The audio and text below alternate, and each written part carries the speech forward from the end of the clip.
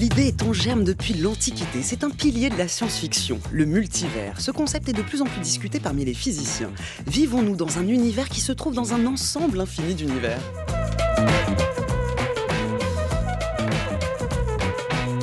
Avec ce concept, univers s'écrit au pluriel. Il existe des zones d'ombre dans les théories actuelles de la physique. Et c'est là que cette idée intervient.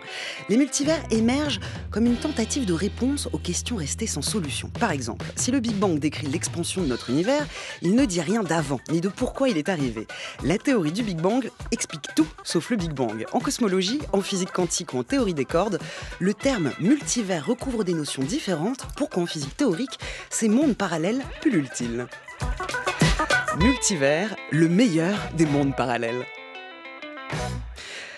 Jean-Philippe Uzan, bonjour. Bonjour. Vous êtes cosmologiste, directeur de recherche au CNRS, à l'Institut d'astrophysique de Paris et physicien théoricien au CNRS.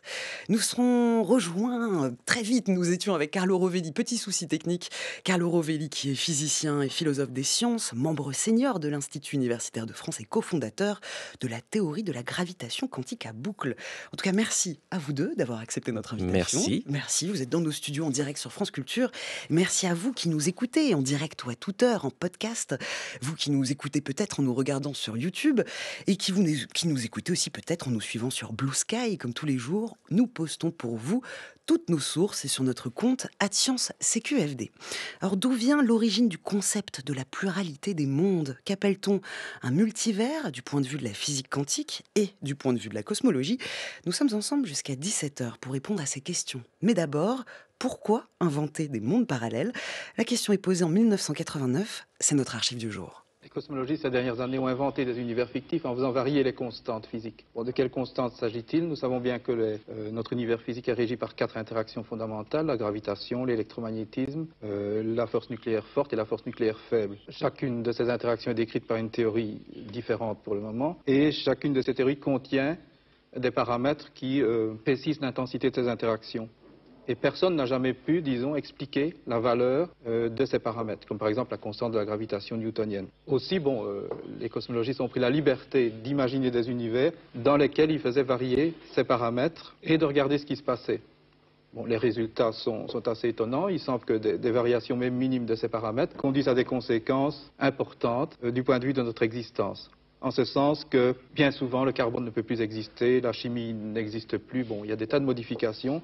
Et il semble finalement que parmi tous ces univers fictifs, très peu soient capables de recevoir, disons, la vie humaine. Et la thèse de certains cosmologistes est de dire, supposons qu'il existe une infinité d'univers. Dans la plupart de ces univers, les constantes des interactions fondamentales auront des valeurs différentes des nôtres. Et nous occupons juste un de ces univers où les constantes ont les bonnes valeurs. Par conséquent, il n'y a absolument pas lieu de s'étonner que nous observions ces valeurs. Nous n'aurions pas pu apparaître dans un autre univers. Évidemment, ceci est basé sur une hypothèse extrêmement forte, c'est qu'il existe d'autres univers pour lesquels nous n'avons absolument aucune preuve d'existence, ni aucun moyen évidemment de communication, donc c'est une hypothèse extrêmement forte au stade actuel, mais il faut quand même remarquer que cette hypothèse d'un univers parallèle a quitté le domaine de la science-fiction et est maintenant dans le discours scientifique. Voilà un extrait de l'émission Océanique des idées, des hommes, des œuvres, diffusée sur FR3 en 1989. Et la voix de Jacques Desmarais, maître de conférence à l'Université de Liège. On l'entendait dans cette archive, Jean-Philippe Uzan. Les univers parallèles sont dans les discours scientifiques. Nous sommes en 1989. Aujourd'hui, en 2025, qu'en est-il ? Alors, ils y sont pour de nombreuses raisons. Et en fait, la grande difficulté, je pense que c'est de ça dont on va discuter en partie aujourd'hui, c'est qu'il n'y a pas simplement une notion d'univers parallèle ou d'univers multiple ou de multivers. En fait, il y en a différentes. Les multivers de la cosmologie ne sont pas toujours les multivers des physiciens de la mécanique quantique. Et c'est ça qui rend un petit peu la discussion difficile. C'est-à-dire que c'est des questions qui sont à la marge parce que, par définition, s'il existe d'autres univers, nous n'y avons pas accès. Nous ne les observons pas, nous ne pouvons pas faire des expériences dessus. Donc ce sont des univers que l'on va imaginer pour la cohérence théorique d'un certain édifice. Et donc il faut savoir à quel point cet édifice tient la route, parce que en fait c'est lui qui va donner la crédibilité à l'existence de ces autres univers. Mais on voit, et comme la physique est une science expérimentale, et c'est là où il y a vraiment une fracture, je vais dire, dans la communauté scientifique. C'est qu'est-ce qu'on appelle physique et quelles sont les questions à laquelle la physique doit répondre. On est un certain nombre à se dire la physique est une science expérimentale, donc elle doit être capable de tester ses affirmations. Si elle n'est pas capable, on tombe dans de la métaphysique. Et cette fine frange entre physique et métaphysique est quelque chose qui a toujours bougé au cours de l'histoire de l'histoire humaine, parce que certaines idées que l'on ne pensait pas testables sont devenues testables avec les progrès de la science. Et puis, certaines fois, des questions qui étaient des questions de physique, eh bien, on a fait des mesures, et elles sont sorties en dehors du champ scientifique. Donc, on voit que c'est une zone grise entre physique et métaphysique. Justement, ces questions qui flirtent avec la métaphysique, c'est aussi quelque chose qu'on entendait dès cette archive, une archive qui évoque ce problème du réglage fin des lois de la nature, ce qu'on appelle aussi le fine-tuning en anglais. Voilà, exactement. Donc ça, c'est un des arguments. Alors, ce qu'il faut comprendre, c'est que dès que vous avez des théories de la nature, quelles qu'elles soient, ces théories font intervenir des nombres que l'on ne connaît pas, ce sont des constantes fondamentales. Et comme ces lois mathématiques, en fait, on pourrait donner n'importe quelle valeur à ces constantes fondamentales. Donc, en fait, elles contiennent un ensemble d'univers potentiels, d'univers imaginaires.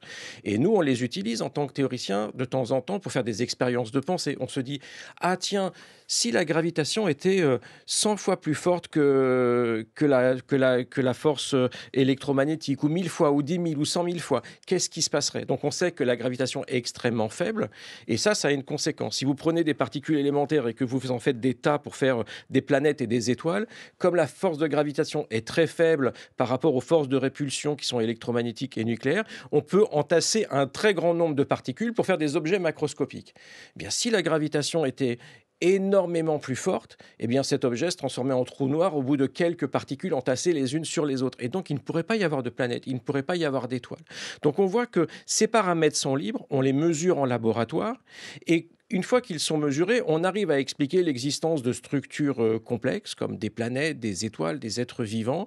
On arrive aussi à expliquer que l'univers n'est pas trop petit, n'a pas une vie trop grande. Et en fait, on arrive à la conclusion que nous sommes dans un univers qui est grand, qui est vieux et dans lequel il existe des objets qui ont de grandes tailles. Et ça, en fait, ça reflète que certaines forces de la nature ont des réglages très très fins. Si on changeait un petit peu l'intensité d'une de ces forces par rapport aux autres de quelques pourcents, eh bien ces structures ne pourraient plus exister.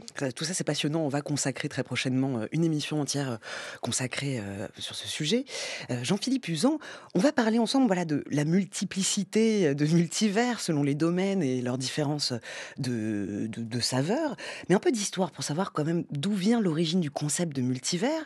Alors, ça apparaît dès l'Antiquité avec Anaximandre, mais j'aimerais qu'on attende Carlo Rovelli avant de parler de ce savant, de ce pré-socratique dont Carlo Rovelli est l'un des fameux amoureux.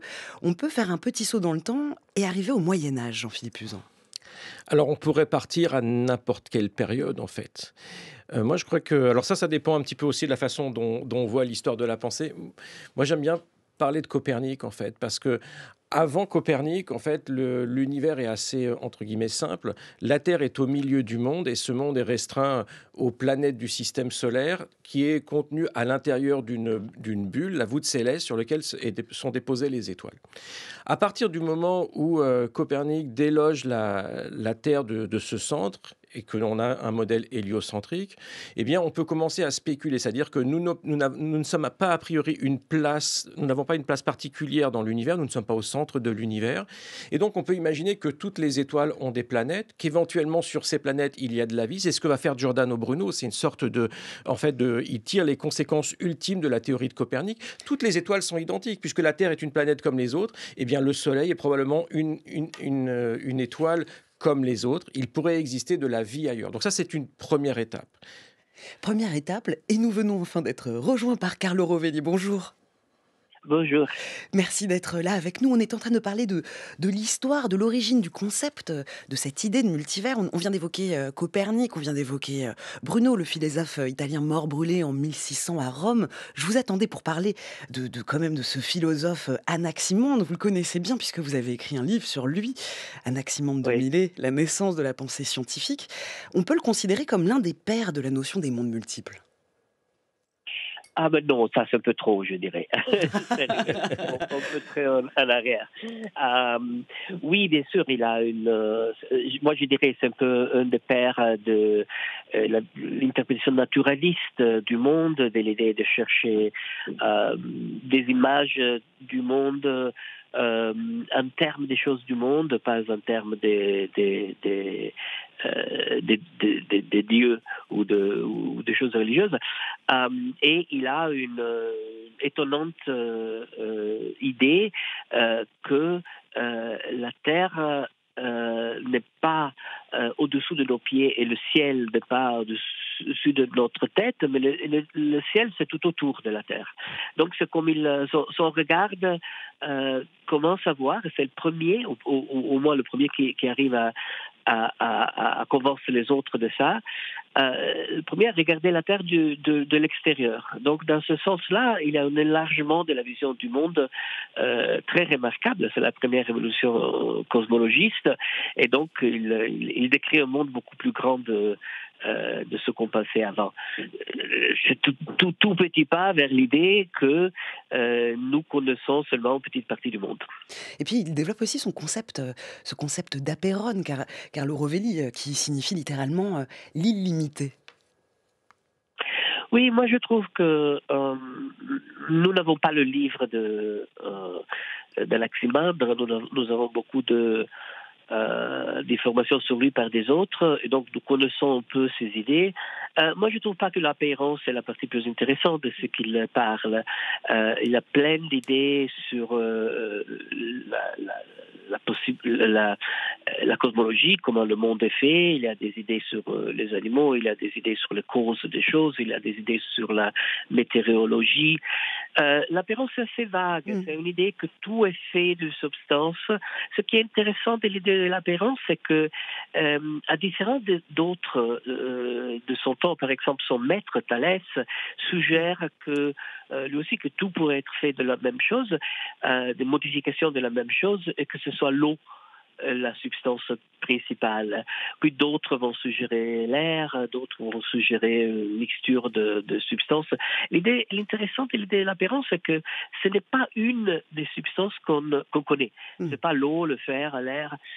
Donc c'est un peu, c'est intéressant, son premier terme théorique. Non, les physiciens maintenant utilisent beaucoup, n'expliquent pas les choses en termes de choses qu'on connaît, mais en posant des hypothèses d'entités théoriques avec lesquelles on arrive de façon scientifique à prédire des choses et avoir des résultats. Donc l'apeiron, c'est la première entité théorique dans un certain sens. Et pour tout comprendre de la pensée d'Anaximandre, je renvoie nos auditeurs à notre podcast que nous avions consacré ensemble, Anaximandre, avant-gardiste. Par la suite, plus tard chez Démocrite, chez Épicure, il n'y a pas que les atomes qui sont en nombre illimité, les mondes aussi semblent l'être. Jean-Philippe Uzan, quels ont été ensuite au cours de l'histoire comme ça les grands noms, les grands précurseurs de cette idée de multivers? Je crois qu'au départ, la question se pose avec le fait de savoir si l'univers est infini.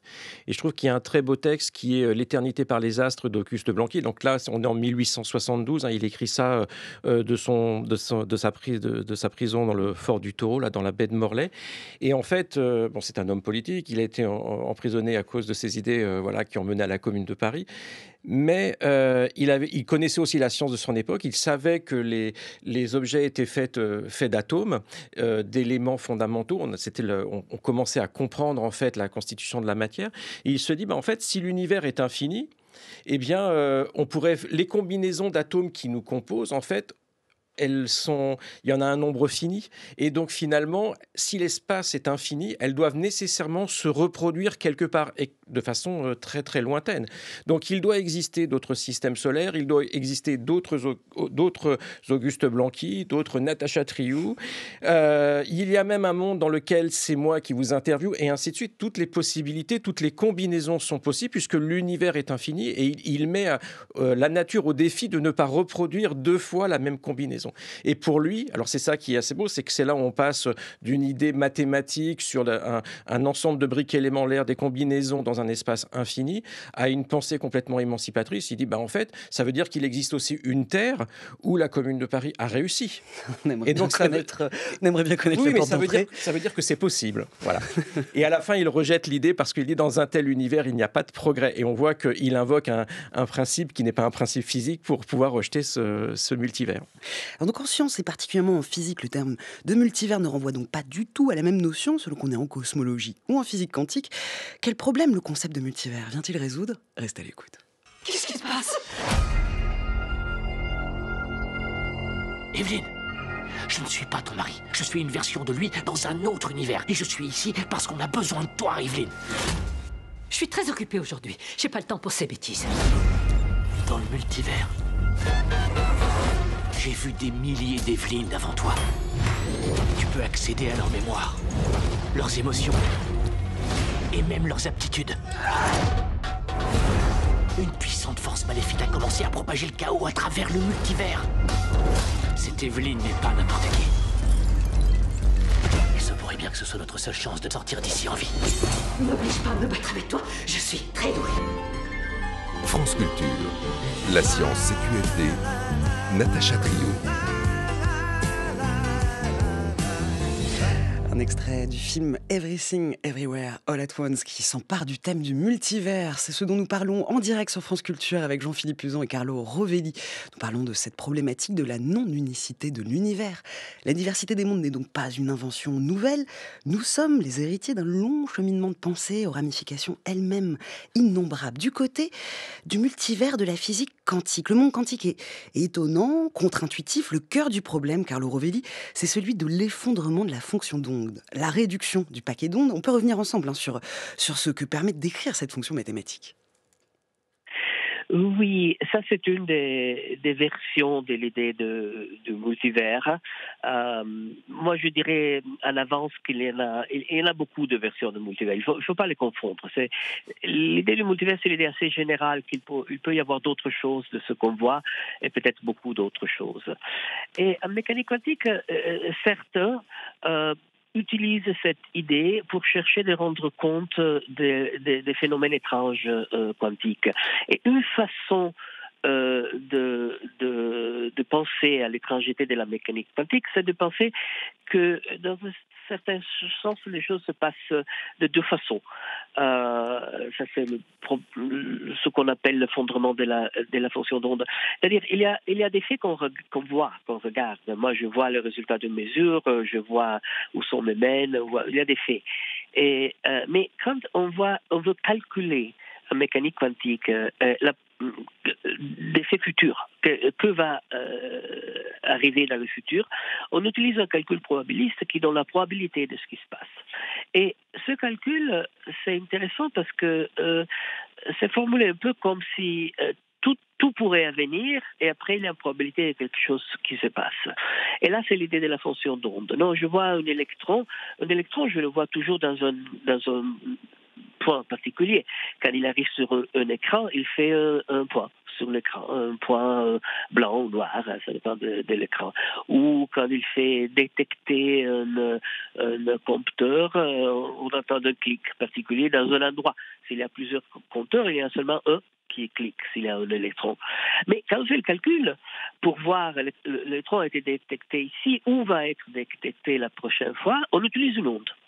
Une onde qui est diffusée dans l'espace et qui donne la probabilité de où va se passer la prochaine manifestation de l'électron. Alors certains, pas la majorité, mais certains physiciens cherchent de comprendre cette étrangeté en pensant que l'onde c'est la chose vraie. Et le fait que je vois l'électron dans un seul endroit et pas partout, c'est un effet dérivé. Attention, c'est là la très étrange solution du problème. C'est-à-dire, pourquoi je vois l'électron dans un seul endroit? Parce que moi aussi, je suis une onde. Et donc, mon onde va interagir avec celle de l'électron. Et comme l'électron est diffusé un peu partout, moi aussi, je vais être diffusé un peu partout. Et il y aura une monde, voilà, c'est une onde sur des différents mondes, c'est ça le multivers. Il y a un monde où l'électron est ici et moi je le vois ici, et un autre monde où l'électron est là et moi je le vois là, etc. Donc il n'y a jamais un effondrement de la fonction d'onde, il y a toujours la fonction d'onde qui devient de plus en plus riche, qui se branche, se ramifie dans une multitude d'univers possibles, et pour certains, cela pourrait être une façon de rendre compte de l'étrange apparence de la probabilité mécanique quantique. C'est que là, on a l'interprétation de Copenhague, l'interprétation principale, on peut dire même orthodoxe, de la mécanique quantique face à ce problème, où en fait c'est l'observateur qui provoque le collapse. Le simple fait de mesurer un système quantique, ça fait s'effondrer la fonction d'onde vers un état définitif unique. Et ça, il y a eu en effet d'autres interprétations, et notamment celle de Hugh Everett, Jean-Philippe Uzan. Donc, comme l'a dit Carlo, en fait, un des grands problèmes, c'est de comprendre le lien entre la description du monde par la mécanique quantique et la mécanique classique. Alors, la mécanique classique, c'est voilà, c'est celle qu'on utilise tous les jours dans notre vie quotidienne. Et est-ce que cette mécanique classique est aussi réelle que la version du monde que nous donne la mécanique quantique? Est-ce qu'il y a le basculement de l'une vers l'autre? Alors, dans l'interprétation de Copenhague, en fait, on fait une distinction fondamentale entre le monde classique et le monde quantique. Et au moment où on fait une mesure, en effet, il va y avoir un basculement, là, il va y avoir cette réduction du paquet d'ondes. Et en fait, si on avait une fonction d'onde qui décrivait plusieurs états superposés, on va avoir simplement une mesure et notre système va être dans un état qui est bien défini et donc compatible avec quelque chose de classique.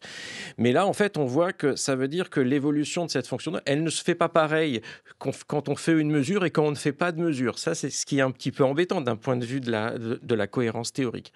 Et donc, ce qu'on peut dire, comme l'a évoqué juste avant Carlo, c'est de se dire, en fait, on peut imaginer qu'il va y avoir au moment où je fais la mesure, une bifurcation des mondes, il va y avoir un moment où on mesure l'électron à un certain endroit et un autre monde dans lequel on mesure l'électron à un autre endroit, parce que nous aussi, on va prendre chacune des deux branches. Donc, le monde se bifurque comme ça, mais nous n'avons conscience que d'une de ces branches. Alors que dans l'interprétation de Copenhague, on dit les autres branches n'existent pas, on n'a qu'une mesure, elle n'existe pas. Là, on dit toutes les branches existent, mais nous n'avons conscience que d'une d'elles, celle dont nous sommes en train de discuter, et donc les autres ne sont pas observables. Donc, vous voyez, il y a déjà au niveau même ontologique de dire qu'est-ce qui existe, il y a quelque chose de radicalement différent, puisque soit on dit que toutes les possibilités continuent à exister, et donc on a une sorte de structure qui est très difficile à décrire et même à imaginer, où on a toutes ces branches à chaque fois qu'on fait une mesure. Et ce qui va être encore plus compliqué, c'est qu'il va falloir définir ce que l'on appelle une mesure. Oui, c'est le concept le principe de subjectivité ou d'objectivité qui est au centre de ce débat. Alors là, ce que vous venez de décrire, c'est la théorie des mondes multiples qui a été formulée par le physicien américain Hugh Everett en 1957. Le concept d'effondrement de la fonction d'onde est donc bien au cœur de l'hypothèse des mondes multiples, en scindant la réalité en multiples bifurcations à chaque instant. Cette idée vertigineuse est mise en scène au sein de l'exposition Sensations quantiques à la Maison des mathématiques. Pour le reportage du jour, nous partons la visiter. C'est avec vous, Céline Lausanne. Bonjour. Bonjour Natacha, oui, aux côtés du physicien Charles-Antoine, maître de conférence à Sorbonne Université et chercheur au LPTMC, qui nous amène à nous interroger sur la représentation sensible du concept d'effondrement de la fonction d'onde qui est au seuil de l'hypothèse des mondes multiples de Hugh Everett. Dans cette exposition conçue par l'artiste Caroline Delétoile, la philosophe Céline Boisserie-Lacroix et la physicienne Aurore Young du LKB, le vertige des mondes multiples se ressent par des représentations artistiques qui donnent à ressentir intimement ce que recouvre cette réalité quantique si intangible à notre échelle.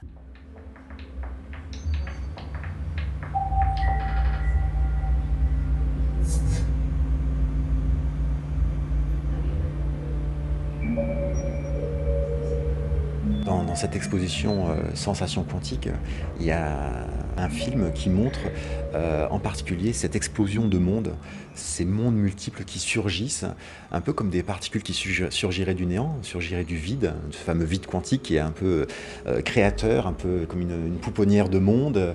Et donc il y a plusieurs plusieurs extraits vidéo où on a vraiment cette sensation... Très profusionnelle. Complètement. D'entités qui jaillissent. Voilà, la corne d'abondance de monde. Donc évidemment, c'est de façon métaphorique, ce sont des images, c'est artistique, mais ça donne un peu cette impression de rendre encore plus intuitif cette explosion des mondes multiples de la physique quantique, mais plus généralement de cette multiplicité de compréhension et d'interprétation de la physique quantique. L'idée des mondes multiples qui a été, on va dire, plus ou moins instaurée dans les années 50 par Hughes et Everett. Il y a aussi les allégories et métaphores, les expériences de pensée. Et vous qui êtes un spécialiste de Schrödinger, il y a cette fameuse expérience de pensée qui permet d'avoir une intuition de cet état de superposition. Exactement, par rapport à l'expérience donc, de Schrödinger, l'expérience de pensée de Schrödinger en 1935 sur son fameux chat de Schrödinger, donc une expérience imaginaire de pensée bien sûr, visait à imaginer un stratagème, un processus où, alors un peu diabolique, hein, parce qu'il y avait un chat qui était dans un état de superposition de vie et de mort, mais un stratagème qui permettait de coupler d'une certaine façon une particule radioactive, tueuse, et un chat. Et par ce jeu mathématique de la superposition quantique, on obtient mathématiquement le résultat que le chat doit être lui aussi dans un état superposé de vie et de mort. Et cette décohérence, cette théorie donc de la décohérence, a montré comment des superpositions d'états quantiques se réduisaient à un ensemble de possibilités classiques, mais attention, la décohérence n'a pas réussi à expliquer pourquoi ces différents résultats classiques qu'on observe dans notre monde étaient obtenus de façon aléatoire. Alors en quoi justement cette idée, cette hypothèse des mondes multiples, donc qui génère des bifurcations à chaque fois qu'il y a un état qui est observé ou mis en évidence, serait une solution satisfaisante à ce problème de discontinuité entre les échelles? Eh bien, en fait, ce qu'a voulu montrer Schrödinger et cette question de la réduction, ce qu'on appelle aussi donc l'effondrement, la réduction des différentes superpositions quantiques à des états individuels. À l'issue d'une observation, d'un acte de mesure. Exactement, à l'issue d'une mesure, d'une observation, donc avec un processus physique qui, au début, on ne savait pas vraiment s'il fallait un observateur conscient, un être conscient au bout de la chaîne qui prenne conscience de l'observation, du résultat. Aujourd'hui, il y a une sorte de consensus quand même pour dire qu'il n'y a pas besoin d'avoir un être conscient, même si ce n'est pas encore complètement clos, mais donc sans être conscient, donc un appareil physique de mesure, d'observation qui va interagir avec le système qui est dans une superposition quantique, qui va donner un seul des différents résultats possibles qui étaient dans la superposition de départ. Et l'interprétation des mondes multiples d'Everett permet de s'affranchir de cet aléatoire pur. Parce que l'équation de Schrödinger, le formalisme mathématique ne permet pas de comprendre ça. Le rôle de l'observateur est questionnant, mais la décohérence nous amène quelques réponses partielles. Mais c'est l'aléatoire pur qui nous a permis, mais a posteriori, de comprendre la démarche de Hughes Everett afin de donner un sens plus acceptable par les physiciens que cet aléatoire pur qui, de par sa pureté, ne peut avoir qu'une origine quasi divine. Et donc, dès que vous parlez de quasi-divin pour les scientifiques, ça les met très mal à l'aise. Et donc, cette interprétation des mondes multiples qui stipule qu'au lieu qu'il y ait une réduction, qu'il y ait un effondrement, c'est-à-dire qu'il y ait une superposition d'états quantiques qui se réduisent à un seul état classique possible, eh bien, que chacun des états potentiels de la superposition quantique sont tous obtenus, mais dans des mondes distincts, différents, complètement différents d'une autre. Donc à chaque instant, à chaque état quantique qui se réduit, il y a autant de mondes possibles. Exactement. Qui sont régis par les mêmes lois. Et c'est complètement ça. C'est-à-dire, on sacrifie la simplicité du monde par une multiplication des mondes à chaque instant, à chaque fraction d'instant, parce que ce sont des milliards d'explosions de mondes parallèles, de mondes multiples complètement déconnectés, causalement déconnectés, qui apparaissent constamment à l'issue de mesures, alors pas forcément issues de mesures créées par les humains, mais n'importe quelle interaction finalement joue le rôle de mesure, et donc à chaque instant c'est une explosion infinie de mondes, mais cette explosion infinie de mondes complètement déconnectés, donc auxquels on n'a pas accès, est plus simple, philosophiquement parlant, pour les scientifiques que d'accepter que cet aléatoire pur qui arrive lors de la mesure et de la réduction d'une superposition quantique à un seul état, que cet aléatoire pur résulte de quelque chose qui nous transcende. Et qu'est-ce qui nous transcende ? C'est du divin ou du quasi-divin. Et donc c'est très amusant de voir qu'au cours des décennies, cette interprétation des mondes multiples, qui était au début une interprétation comme une autre, et puis petit à petit, elle a pris une énorme importance, et aujourd'hui, c'est l'interprétation majoritaire chez les scientifiques de la physique quantique. Alors c'est acceptable, mais est-ce que c'est satisfaisant pour un esprit humain de se figurer une infinité de mondes possibles, et du coup de versions de nous-mêmes possibles, de réalités alternatives ? Des réalités où vous êtes plutôt, je sais pas, jardinier ou cuisinier ? Ah, exactement, il y a ça, c'est-à-dire qu'on a toutes les versions de nous-mêmes, les copies de nous-mêmes, les interprétations de nous-mêmes existent simultanément dans une multitude, une infinité de mondes parallèles. Et d'ailleurs, on n'a pas attendu la physique quantique pour voir ça. Depuis l'Antiquité, depuis Démocrite, Épicure, etc., avec la notion d'atome, ils l'écrivaient déjà, que cette multiplicité des atomes était comme une multiplicité des mondes. Et donc cette notion de monde multiple, en fait, elle date de l'Antiquité, en Occident et évidemment en Orient, chez les anciens Grecs et Indiens. Mais par contre, c'est clair que finalement, la superposition quantique est beaucoup plus difficile à comprendre, au sens propre du terme, au sens étymologique du terme, à comprendre vraiment que la notion de monde multiple, parce que ces mondes multiples sont beaucoup plus finalement communs, même du point de vue psychique.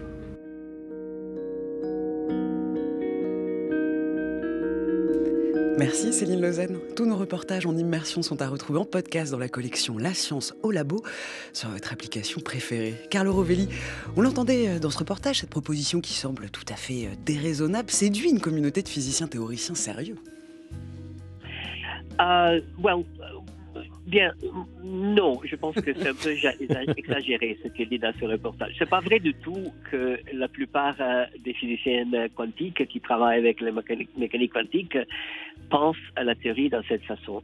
La plupart qui utilisent la mécanique quantique ou qui utilisent, je sais pas, matière condensée, électronique, les étoiles, il y a d'autres façons de voir la mécanique quantique. Celle-ci, c'est une idée minoritaire, c'est absolument pas une idée majoritaire. Je veux insister sur ça pour ne pas donner des idées fausses au public. Ça peut être fascinant, ça peut faire rêver, mais pas du tout qu'il y a un consensus sur ça dans la communauté des scientifiques. Au contraire, moi je dirais que la communauté des scientifiques n'a pas de consensus sur ça, pas du tout.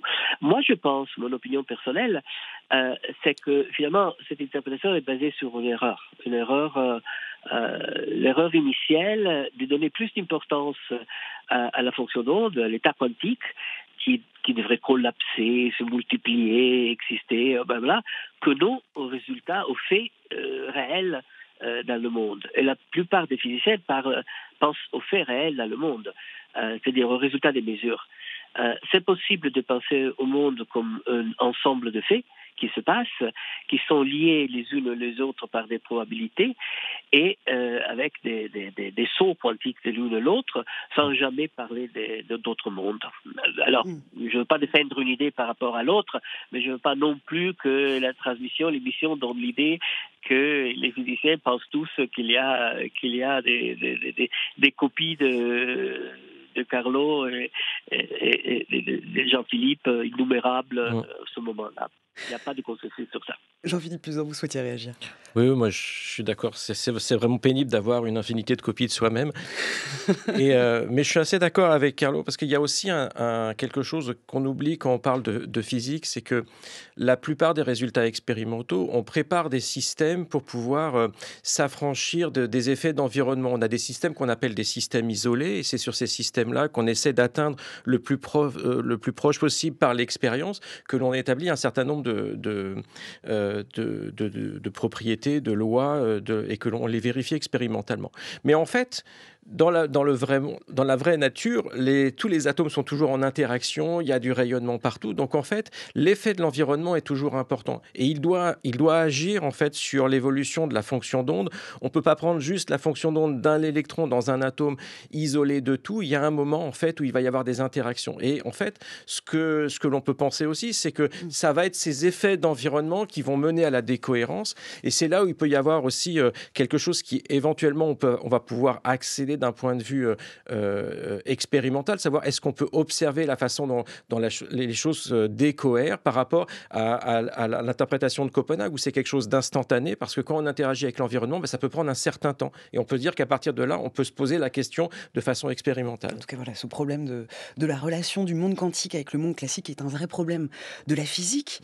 Alors, qu'est-ce que le concept du multivers du point de vue de la cosmologie? En quoi est-il un corollaire du concept de l'inflation éternelle? Le multivers est-il seulement un moyen d'expliquer des choses qui nous échappent, ou constitue-t-il la future nouvelle révolution copernicienne? On y arrive.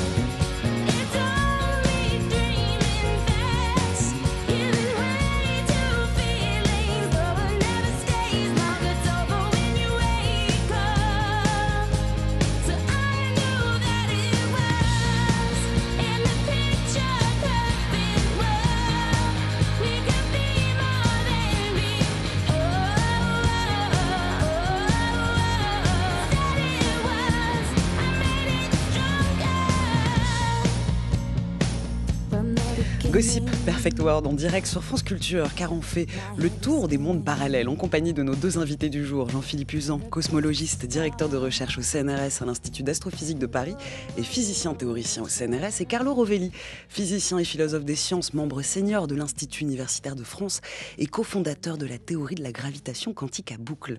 Jean-Philippe Uzan, le multivers pourrait-il être notre future nouvelle révolution copernicienne, comme vous disiez en début d'émission? Il fut un temps où on pensait que la Terre était au centre du cosmos et que tous les autres astres tournaient autour.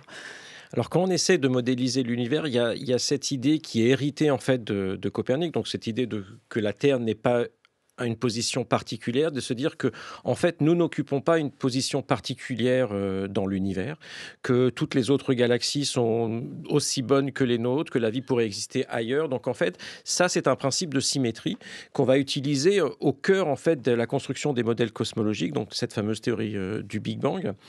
Et ce qu'il faut comprendre, c'est que à partir de ce moment-là, il y a déjà une conclusion importante qui va arriver de ce qu'on a appris en un siècle de cosmologie, c'est que l'univers a un âge fini. Il a 13,8 milliards d'années, et que comme la vitesse de la lumière est finie, nous n'observons qu'une petite partie finie de notre univers. C'est ce qu'on appelle notre univers observable. Mais si l'univers est infini, en fait, des univers observables, s'il y a d'autres observateurs quelque part dans l'univers, qu'ils soient de forme humaine ou non humaine, ils vont avoir autour d'eux un univers observable qui va être différent du nôtre, qui va être similaire dans le sens où, en fait, s'ils regardent les propriétés statistiques de la distribution des galaxies, elles vont être identiques à celles qu'on a dans notre univers, mais ça ne sera pas exactement le même ciel, et la physique sera la même. Alors déjà, ces différentes zones du même univers que différents observateurs observent, on peut les considérer comme d'autres mondes, au même sens qu'on parlait d'autres mondes pour les autres planètes à l'époque de Flammarion, par exemple. Ça, c'est la première étape. Et puis quand on a voulu extrapoler ce modèle de la cosmologie vers des temps les plus reculés, de remonter poussé vers le Big Bang. C'est là qu'est apparue cette théorie de l'inflation dans les années 80. Et parmi les théories de l'inflation, il y a eu cette idée de ce qu'on appelle l'inflation chaotique, c'est-à-dire que si cette inflation partait, elle allait continuer de façon éternelle dans la plupart des zones de l'univers et que nous ne serions qu'une bulle d'univers. Donc là, les univers vont avoir la même physique, mais ils vont avoir des propriétés géométriques différentes. Et si on couple ça en plus avec une théorie qui vous dit qu'éventuellement la physique à basse énergie pourrait dépendre en fait de certains paramètres comme dans la théorie des cordes, alors chacune des bulles pourra avoir une physique différente, des constantes différentes, des lois de la nature différentes. Et là, on a l'outil pour questionner le point que soulignait Jacques Desmarais dans la première intervention, de dire il nous faut une façon de générer des univers avec des physiques différentes. En effet, on a les Russes Andrei Lind et Alexander Vilenkin qui se posent cette question, qui réfléchissent à cette phase d'inflation. Ils se demandent qu'est-ce qui pourrait y mettre terme. Et Carlo Rovelli, c'est à ce moment-là, en effet, que émerge ce modèle de l'inflation éternelle, un multivers en perpétuelle expansion. Oui, c'est une hypothèse, une des hypothèses que les cosmologistes sont en train d'étudier. Jean-Philippe est un cosmologue, il connaît ça beaucoup mieux que moi. Là encore, on est dans la possibilité. Ce sont des hypothèses. Moi, je pense qu'il faut faire une distinction entre les hypothèses, les rêves pas très précises et la science. La science, c'est quand la science est ouverte à toutes les hypothèses, à toutes les possibilités, c'est sa nature. Et très souvent, les hypothèses les plus étranges se sont révélées correctes. Mais il faut faire une décision du moment où on a des bons arguments pour y arriver et quand on n'a pas de bons arguments. Par exemple, l'univers pourrait être infini. Justement, Jean-Philippe dit c'est la version la plus simple des multivers, celle qui pourrait être plus raisonnable, est tout simplement le fait que l'univers est plus grand de ce qu'on voit. Donc, nous, on arrive à voir quelques milliards d'années-lumière de distance, parce que la lumière, à vitesse finie, elle n'a pas eu le temps d'arriver jusqu'à nous. Mais l'univers pourrait être beaucoup plus grand que ça. Et est-ce qu'il pourrait être pas trop grand? Oui, il pourrait être pas trop grand s'il était fermé, s'il était une espèce de gros boule avec un volume fini. Donc, on a la spéculation que l'univers soit infini, c'est possible avec toutes les étrangetés de l'infini, mais on a aussi la possibilité que ce soit infini, que ce soit fini. Et ça, c'est possible. Alors, comment on peut voir? On peut faire des mesures. Et ces mesures, pour le moment, sont assez intéressantes, parce qu'imaginons que c'est une espèce de grosse boule, pas une boule comme la surface de la Terre, mais une boule trois-dimensionnelle. C'est-à-dire, imaginons que l'univers est tel que si je pourrais voyager à super vitesse dans une direction, je ferais le tour et je revienne ici, comme sur la Terre. Non, je peux me promener, faire le tour, revenir ici. Bon, alors, il devrait y avoir un volume fini et un rayon fini. Est-ce qu'on peut mesurer quelque chose sur ça? Ben oui, parce que il y aurait une courbure pour que ce soit nul. Donc, on peut mesurer cette courbure avec des mesures de cosmologie. Effectivement, cette mesure est petite. La courbure est petite, celle qu'on voit. Donc, si la courbure est petite, l'univers doit être grand. S'il est infini, la courbure devait être 0. Alors, quelqu'un peut dire, écoute, regarde, ce qu'on mesure est compatible avec 0 parce que la courbure qu'on mesure est petite. Mais il faut faire très attention parce qu'on pourrait faire le même raisonnement sur la Terre. Imaginons que je fais le même raisonnement sur la Terre. Je vais à Paris et je commence à mesurer si la surface de la Terre sous mes pieds est courbe. Je trouve presque 0. Et donc, je fais la conclusion que la Terre est finie, est plate. Ça, c'est faux. Parce que la courbure est petite, mais ça veut dire que la Terre est grande. Pas plus que ça. Donc, sur les mesures que nous avons maintenant, on peut dire que l'univers est très probablement au moins, je ne sais pas, Jean-Philippe peut me corriger, au moins 10 fois plus grand de ce qu'on voit, peut-être quelque chose comme ça, si on fait l'assumption de l'homogénéité, etc. Donc voilà, on a là une mesure, une possibilité, on commence à écarter des possibilités, vous n'êtes pas trop petit, mais on est loin de là de dire qu'on a une évidence de l'univers infini, on a une possibilité de l'univers infini. Et ça c'est en général, c'est-à-dire même pour ces théories d'inflation, il y a un argument que des gens sortent pour dire, qui utilisent pour dire, finalement, on a une possible évidence parce que ça s'appelle le fine-tuning. Je ne sais pas comment dire en français. Le réglage fin. Le réglage fin qu'on évoquait ensemble, en effet, à l'instant et en première partie d'émission, en effet. Ah d'accord, oui. D'accord. Donc on pourrait dire, peut-être on peut comprendre que le réglage fin de paramètres qui sont tels que nous existons, on peut le comprendre, enfin il y a toutes sortes d'univers, et bien voilà, comme il y a toutes sortes, je comprends que moi je suis dans un univers particulier parce que bien sûr, évidemment, je suis dans celui qui porte, qui est sorti de ce réglage fin. Moi je trouve que cet argument n'est pas très bon. Et finalement, c'est de la logique à l'envers. C'est un peu comme dire, elle doit... parce que nous sommes le résultat de notre univers. Donc, bien évidemment, il y a un réglage fin qui amène à nous. Il n'y a rien d'étrange que nous sommes exactement le produit de ces réglages fins. L'argument présuppose un peu que d'autres réglages donneraient des choses... pas intéressante, mais ça, on ne le sait pas. Mais ça me fait penser, Carlo Rovelli, je me permets de m'introduire dans votre réponse, parce que ça me fait penser à ce cosmologiste aussi américain qui s'appelle Max Tegmark, et qui parle de ces multivers, et qui va lui aussi un peu plus loin. Oui, il va encore plus loin. Lui, ce qu'il dit, il a écrit un livre. Max, c'est un personnage très étrange, c'est un très bon cosmologue et qui aime rêver beaucoup. Et il a écrit un livre en disant, mais finalement, la mathématique, il y a plein de choses dans la mathématique. Et les lois physiques que nous avons, ce sont finalement des équations de mathématiques, donc un morceau de mathématiques. Alors pourquoi ne pas penser que toutes les mathématiques possibles décrivent chacun un monde possible différent, avec toutes les lois possibles différentes, il existe tout. Et voilà, nous sommes dans un de ça. Il y a un philosophe qui s'appelle David Lewis, qui est un des très grands philosophes dans le monde anglo-saxon. C'est probablement le philosophe le plus cité dans les dernières 50 ans. C'est un métaphysicien. Et lui, il va encore plus loin. Parce que lui, il a créé un livre, le titre est Sur le monde multiple, encore une fois, où ils disent, nous on parle de possibilités, non? Nous sommes en train de parler, mais ce serait pu être possible que moi je n'aurais pas répondu au téléphone. Donc c'est possible. Alors comment penser à la possibilité de quelque chose qui n'est pas réel? Alors David Lewis dit, voilà une suggestion. Imaginons que tout ce qui est possible est réel. Donc finalement, il existe tout le monde logiquement possible. Et nous sommes dans un de ces mondes, et l'actualité, la réalité, ce qu'on appelle réalité, c'est pas la réalité, c'est seulement le monde spécial dans lequel on est. Ça est une très belle idée parce que ça rend plus facile de parler de ce que possible et non possible veut dire. C'est-à-dire possible, ça veut dire qu'il y a un autre monde dans lequel il y a d'autres choses qui se passent. Mais il a convaincu très peu de gens de commencer à penser que vraiment tout le monde possible soit réel.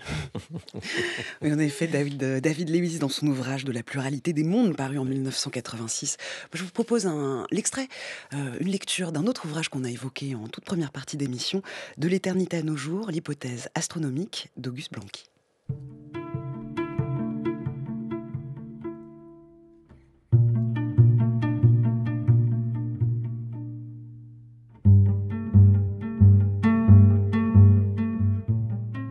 Chaque seconde de l'éternité a vu et verra la situation d'aujourd'hui, c'est-à-dire des milliards de terres sosies de la nôtre et portant nos sosies personnelles.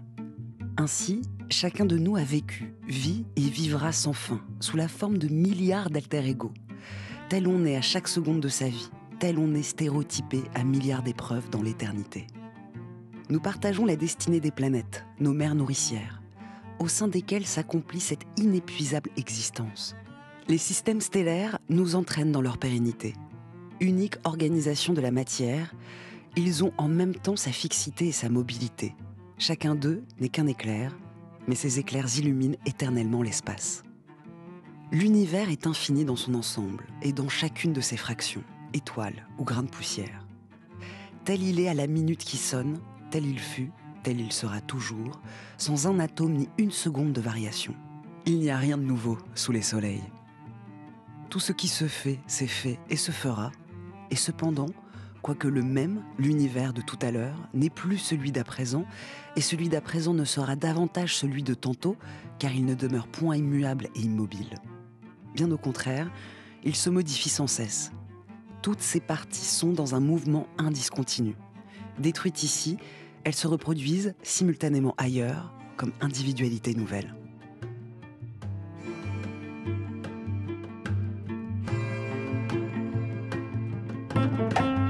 Voilà ce petit texte rédigé en prison, publié en 1872, un traité astronomico-métaphysique au statut incertain. Jean-Philippe Uzan, il y a cette question de l'existence d'un multivers. Comment trouver des preuves de cette existence-là ? Par définition, est impossible. Donc je vais rebondir sur ce que disait Carlo juste avant, c'est-à-dire qu'en effet, quand on fait de la physique, on explore, on a des lois qui sont établies et on a des questions et on peut explorer toutes les idées. En fait, on ne va pas les rejeter a priori. Mais ce qu'il faut faire, c'est qu'il faut en transformer ces idées en théorie. Et ça veut déjà dire qu'elles doivent être bien définies. Ça veut dire que si deux personnes font le même calcul, ils vont trouver la même chose, ce qui n'est pas toujours le cas dans les multivers parce qu'on a des tendances à diviser des infinis par des infinis. Donc il y a plein de problèmes de savoir ce que prédisent exactement ces théories. Il faut donc qu'elles fassent des prédictions non ambiguës et qu'éventuellement on puisse tester par l'observation ou l'expérience ces prédictions. Et en effet, si on a un accord, eh bien on va se dire, ben voilà, là on tient quelque chose. Parce que sinon, en fait, on en reste au niveau du discours et c'est vraiment ça, en fait, un des points forts de la méthode scientifique, c'est de passer les idées que l'on a au crible de l'expérience pour dire c'est pas nous qui décidons, c'est pas une opinion, c'est pas une question de goût, c'est une question de ce que la nature nous dit, de la façon dont le monde est. Et que pour ça, il faut mettre en place une méthodologie qui est assez difficile, en fait, parce qu'elle nécessite des expériences, des comparaisons aux observations. Et juste, voilà, pour finir là-dessus, ce que disait Carlo sur l'espace infini, parce que je trouve que c'est un très, très bon exemple. En effet, aujourd'hui, on a des contraintes sur la taille minimale que pourrait avoir l'univers, parce qu'on a des observations, mais sur une zone finie de l'univers. Et on peut s'amuser à se dire, avec les observations, même les meilleures que l'on aurait, qui ont toujours des barres d'erreur, quelle serait la taille de l'univers le plus petit possible qu'on pourrait détecter. Et en fait, on se rend compte qu'il y a un moment, les observations du fait de toute erreur expérimentale de mesure ne peuvent pas faire la distinction entre un espace qui serait très très grand et un espace qui serait infini. Et que donc là, cette question que l'on peut questionner encore aujourd'hui par l'observation, peut-être que dans un certain temps, on ne pourra plus la questionner. Et que donc, on pourra dire, pour des raisons théoriques, pour des raisons de cohérence, on préfère un espace infini ou un espace fini, mais on ne pourra pas le prouver par l'observation. Pour conclure, Carlo Rovelli, c'est important de bien rappeler que le concept de multivers, les concepts de multivers, ce n'est qu'une interprétation scientifique, mais pas une théorie. Oui, dans le passé, très brièvement, au temps de Flammarion, quand on disait il y a d'autres mondes, il y a d'autres systèmes, d'autres étoiles avec des planètes, finalement on les a vus. On a des images astronomiques indirectes, donc c'est quelque chose qui a été établi. Et là, il faut faire la différence entre ce qui est établi et ce qu'on rêve et la possibilité qu'il y a de l'établir. Je pensais... Non, mais par rapport à cette idée, Jean-Philippe Uzan, sur le fait, parce que là, on discute de cette notion depuis le début de cette émission, depuis bientôt 1 heure. Quelle est finalement, on dit, voilà, cette idée de multivers, on est à la frontière entre physique et métaphysique, mais finalement, quelle est la scientificité, quelle est l'utilité scientifique de débattre de tout ça ? Alors déjà, elle nous permet d'aborder des questions... sur lequel on n'est pas tous d'accord. C'est-à-dire, est-ce qu'on doit expliquer cette histoire de réglage fin ? Là, on n'est pas d'accord. Est-ce que c'est une question à laquelle la science doit s'attaquer ? Si on décide que c'est le cas, comment est-ce qu'on fait ? Et donc, on a vu dans la petite interview de Jacques Desmarais, il nous dit il faut penser d'autres univers qui pourraient avoir des physiques différentes. Alors, on a des théories qui permettent de faire ça aujourd'hui. Première question, si vous prenez une telle théorie, est-ce que dans l'ensemble des théories à basse énergie possible? Est-ce qu'il y a un monde comme le nôtre déjà qui existe? Eh bien ça, on ne le sait pas. Donc finalement, on se rend compte que c'est comme une boîte à outils. Ça va nous permettre d'affûter notre façon de penser, d'affûter nos outils et éventuellement de découvrir une réalité qui n'a rien à voir avec la nôtre, ce qu'a fait régulièrement la science. Mais tant qu'on n'a pas fait tout ce parcours, eh ben, ça reste une hypothèse. Voilà, ce sont des questions intéressantes aussi pour la science, celle du futur également. Comme tous les jours, on retrouve Alexandre Morales et sa chronique, mais merci à vous deux. Pour prolonger le plaisir, j'invite nos auditrices et nos auditeurs à se tourner vers votre livre, Carlo Rovelli, 7 brèves leçons de physique, votre best-seller qui vient de paraître dans une nouvelle traduction. Ça vient de paraître aux éditions Flammarion. Tout de suite, on quitte la physique, la cosmo, pour les facultés fascinantes des corneilles. C'est la chronique avec science.